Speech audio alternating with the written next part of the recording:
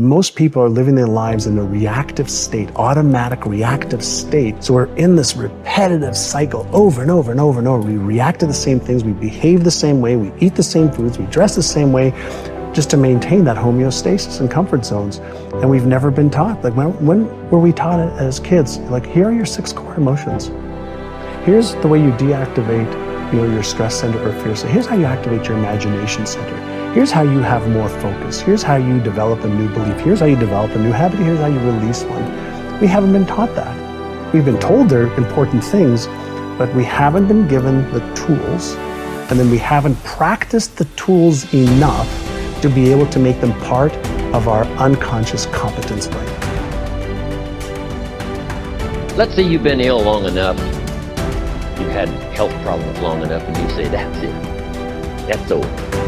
I'm gonna now start a program. You don't have to really revolutionize your whole health life. Just start with an apple a day. You say, well, is it that simple to change your health life? And the answer is, yes. The key is just to start. Come on, you don't have to radically do something. You can gain momentum and make changes as you go. Just start. Here's what happens when you start a new direction. Self-esteem starts to accelerate.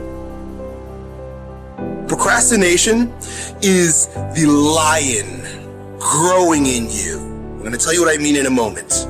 But essentially, you're becoming a man and you're moving into a new phase in your life where you're beginning to say, no, I won't.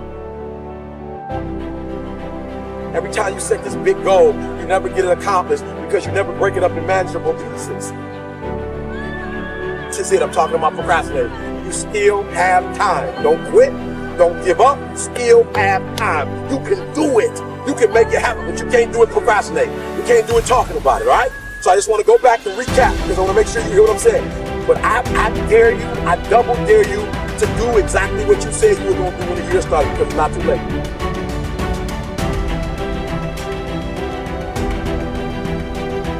You may be neck deep in what seems to be a catastrophic storm of chaos, but I pray that in this moment, you will find the calm, the peace, the hope, the faith, the courage, the expectancy you need to live and not die, to move up and not stay where you are.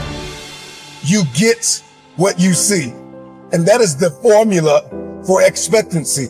Your expectation is what you believe is about to happen. And for many of you, you have been so traumatized by the past that your expectations are so diminished. Now go after it. But understand there's going to be some rocky times. There's going to be a lot of hills that you're going to have to climb. There's going to be a lot of obstacles that are going to try to stand in your way. But you don't have to take these obstacles and hold on to them. Utilize everything you have in your heart and in your mind and in your soul and connect with these things so that you can get the most of your life.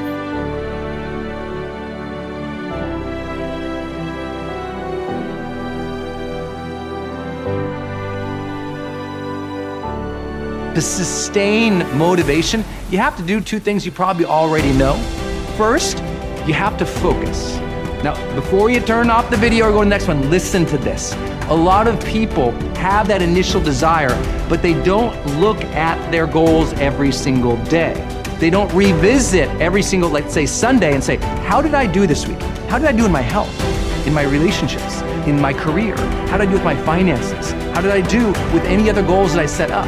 You have to have that daily discipline to look and focus on what you're doing, and that weekly review. You also have to have the ability to avoid distractions.